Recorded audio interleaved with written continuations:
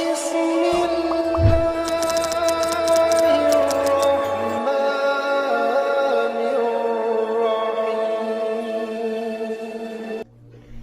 اس لیے فرمایا التائب من الذنب کمن لا ذنب له.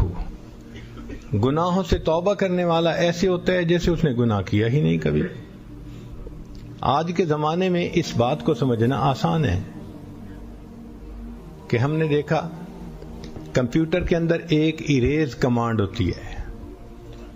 آپ کوئی فائل بنائیں، اس پہ کام کریں، اس کو کلوز کر دیں، پھر آپ اس کو مٹانا چاہتے ہیں تو اریز کمانڈ دیں، وہ ایسے ہوگی جیسے کبھی تھی ہی نہیں. اور آگے دیکھیے، آج تو سیل فون بچوں کے بھی ہاتھ میں ہیں، تو اس میں ایک ڈیلیٹ کا بٹن ہوتا ہے. کوئی میسج ملا آپ کو، آپ اس کو مٹانا چاہتے ہیں تو بس ڈیلیٹ کی دبا دیں، وہ ایسے ہوگا جیسے آیا ہی نہیں تھا. اور یہ نہیں کہ ایک مرتبہ ڈیلیٹ کرنے کے بعد کوئی عدد ہیں کہ تم اس کی کو 1000 دفعہ دبا سکتے ہو. نہیں، کوئی لمٹ نہیں ہے. صبح دبائیں، شام دبائیں، جتنی مرتبہ دبائیں، جب دبائیں گے وہ میسج اس کو ڈیلیٹ کر دے گی. توبہ بالکل اسی طرح کہ پروردگار عالم جانتے تھے کہ میرا بندہ کمزور ہے، اس کو شیطان بہکائے گا، نفس بھٹکائے گا، تو گناہ کر بیٹھے گا. تو اللہ تعالیٰ نے ہر بندے کو ڈیلیٹ کی دکھا دی، اس کا نام ہے توبہ. جب غلطی ہوئی ڈیلیٹ کی دبا دو، وہ گناہ معاف ہو گیا.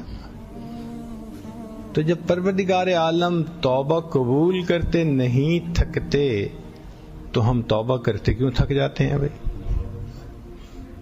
شیطان کی ایک چال ہے، وہ ذہن میں یہ ڈالتا ہے یار گناہ تو مجھ سے چھوٹتا نہیں، توبہ کا کیا فائدہ.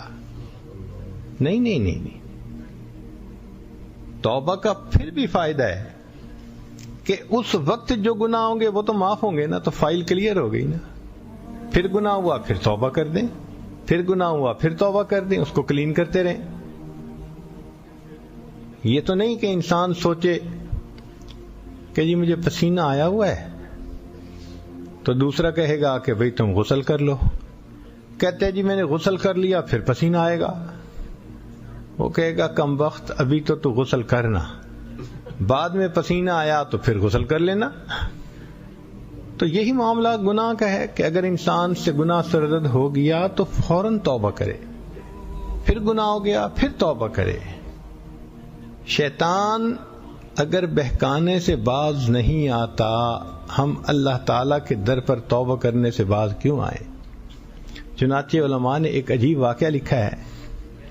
قیامت کا دن ہوگا، اللہ تعالیٰ ایک بندے کو کھڑا فرمائیں گے اور پھر فرشتوں کو فرمائیں گے اس کا نام اعمال دیکھو.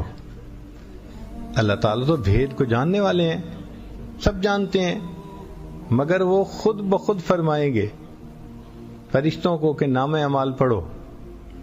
وہ نام اعمال پڑھیں گے، اللہ گناہ کیا پھر توبہ کی، پھر گناہ کیا پھر توبہ کی، پھر گناہ کیا، ساری زندگی اس کا یہی روٹین رہی.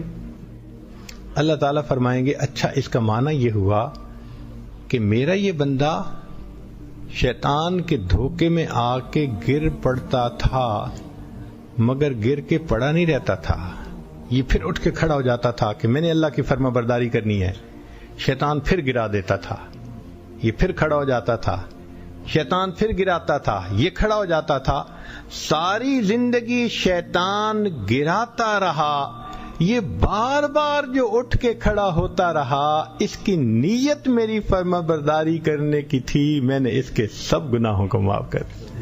ہار تو نہیں نہ مانی اس نے شیطان سے.